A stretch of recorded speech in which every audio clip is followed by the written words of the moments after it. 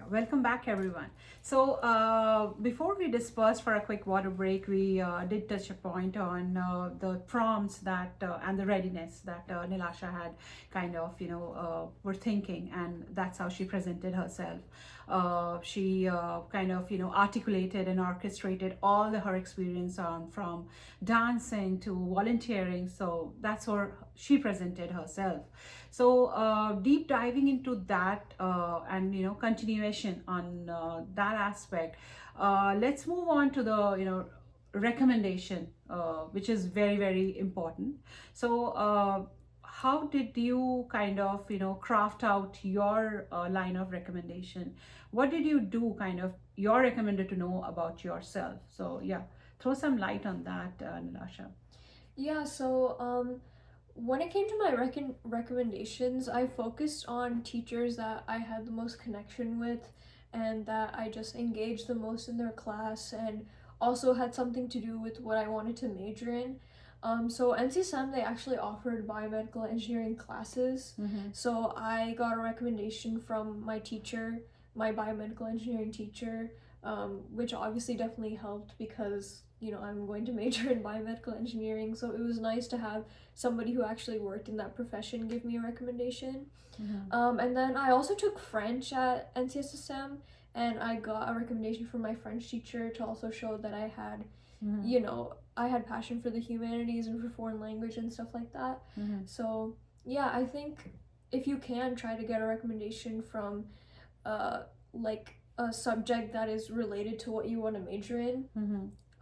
But even if you don't, just get a recommendation from someone that you connected the most with and you engaged the most in their class with. Mm-hmm. So, Lovely. So I think we have kind of your journey on the college prompts, and tell me about yourself and the recommendation.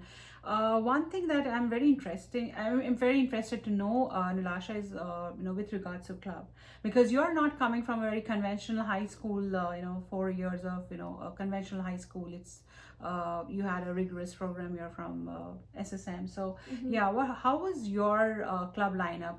How many were you associated? What was it like? So yeah, let us know about that.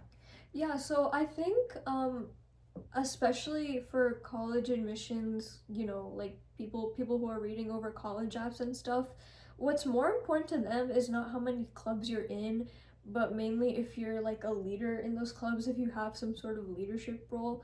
So even before I went to SSM, I was the vice president of the international club at Heritage. And then when I went to SSM, honestly, like since it's a school for just juniors and seniors, it's hard to get like a leadership role in your junior year because it'll only be reserved for seniors. But when I was a senior, I became co-president of this club called Biomedical Engineering Society, which again was good because it obviously has to do with biomedical engineering, so Mm-hmm. showing more passion for my major. And I also was the captain of this club called Nutchley, which is a Bhangra club. So if Mm-hmm. you happen to not know what Bhangra is, it's a Punjabi dance form. So again, showcasing my passion for dance and all of that. Mm-hmm.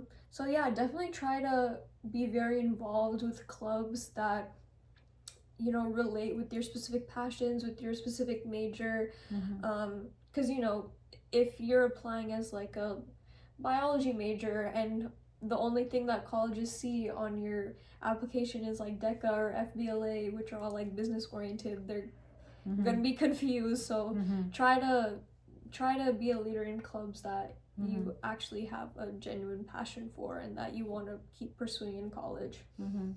Lovely. So yeah, I mean that's have actually been a normal and a very I would say a takeaway from all the conversation I had, that it's always a quality over quantity. And I guess my conversation with Ayushi, she also kind of went pretty much deep into that if you have 15 clubs lined up, it doesn't show anything. But if you are, just focused on 3 4 clubs, and you have taken good pivotal leadership roles over there, that speak volume about you. So thank you so much for that insight, Neelasha. That was really helpful. So we have touched point on your, aspect of clubs, and how you stitched in your high school year. So we've also, spoken on your recommendation, and in your school you never had this, you're pretty much a close-knit school. Your recommenders know you in and out, so you don't really have to kind of, chart out all you have done. But still, was there any something that you kind of, crafted and presented, or had some notes about you? Did you do that to kind of, always make sure that, I remember all those years of high school and middle school? So Yeah, so I know you were talking about like a brag sheet before that other schools do. SSM didn't really do that specifically, but what I did personally is I just had a big note in my notes app, and I just wrote down pretty much every extracurricular, every award, every academic thing that I'd done since like 7th grade, because SSM in their application process, they ask you for things going back as far as 7th grade, so I would recommend you start doing it from then. So yeah, that's what I did personally, which definitely helped because I forgot a lot of the stuff that I did when I was like actively working on my college apps. So just looking back on that and remembering everything that I was able to do from 7th grade on definitely helped. Oh, wow. Yeah, so I guess things do fade, so we have to make sure that we keep writing it, and it's going to help you when you're finally in your starting your preparation on the college application. So thank you so much for that. So we have covered mostly, and which are the starlights and the highlights on your college application. So now let's get into the topic of summer programs, because of course that is not something that you're writing out on your college application, but that those are framing you, forming you as a person you are. So yeah, let us know about your journey on the summer programs that you did, what you did, and take us a tour on that. Okay. Well, basically, the summer after my freshman year, I did a summer program at my dance studio. So, it was just like 2 weeks of dancing and, performing at the end. So it wasn't, very intensive or anything like that. It obviously wasn't academic related. But again, just showing again that I had that passion for dance and everything. And then summer after my sophomore year is when I started really getting into volunteering. That's where I went to Wake Med and I did lots of hours at the cat shelter, and so I did a lot of volunteering that summer, and I was actually able to get an award for all the volunteering I did that summer. So yeah, I basically just dedicated that entire summer to volunteering. And then the summer after my junior year, I actually got into a research program at SSM, and basically I would be doing it from spring of junior year throughout the summer before my senior year, and then throughout the fall of my senior year. And it was a program called SRIP, Summer Research and Innovation Program. Even if you don't go to like NCSM residential, you can still apply for that as NCSM online.